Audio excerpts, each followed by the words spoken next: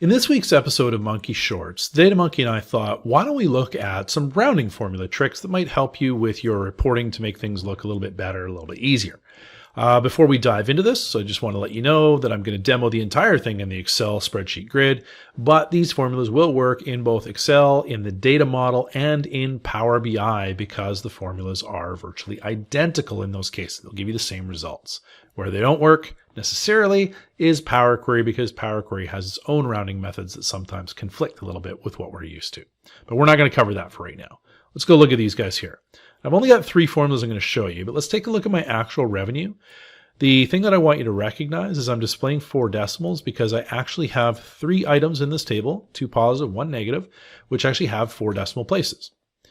Now, I don't think this is going to shock anybody here, but if I go and type in equals round and we select our first column here and we round it to 2 decimal places and hit enter, it'll automatically complete down the table because I am using an actual official Control-T table. And we can see that the values that had our 4 decimals have now been rounded to 0.76 in this case. The 0.2568 becomes 0.26. And our negative number even gets rounded off away from 0 to 0.46 at the end. So that's not shocking. That's normal. But what a lot of people don't know is that you don't have to provide a positive number or 0 for your rounding.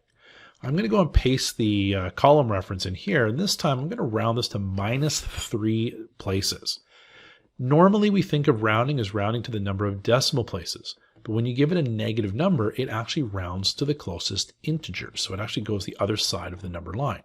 So -3 allows me to round to the closest 1,000. And this is actually pretty cool. My 8111 becomes 8,000.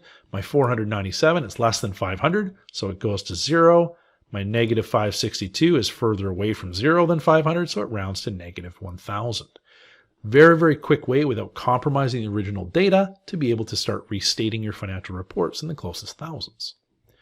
The last one I want to show you here is one of my personal favorites. This is MROUND, and I'm going to go and show you MROUND right now. We're going to go and use the same number, but I'm going to round to a multiple of 250. This is not number of decimal places. This is an actual value. So when I hit enter, notice 8111 rounds down to 8,000. 6257 rounds down to 6,250. My 497 up to 500. The one thing that's unfortunate, we're going to look at this in the next Monkey Shorts, is it doesn't work with negative numbers. So if you got to do an M round for negative numbers, well, you're going to want to watch next week's episode because we got a trick on how to deal with that as well. Thank you for watching this episode of Monkey Shorts. If you enjoyed it, please don't forget to click on the SkillWave logo on the bottom left in order to subscribe to our channel. Or, if you'd like to see more videos in the series, click on the playlist tile on the right. And if you'd like to get more comprehensive training, you should definitely check out our website at skillwave.training.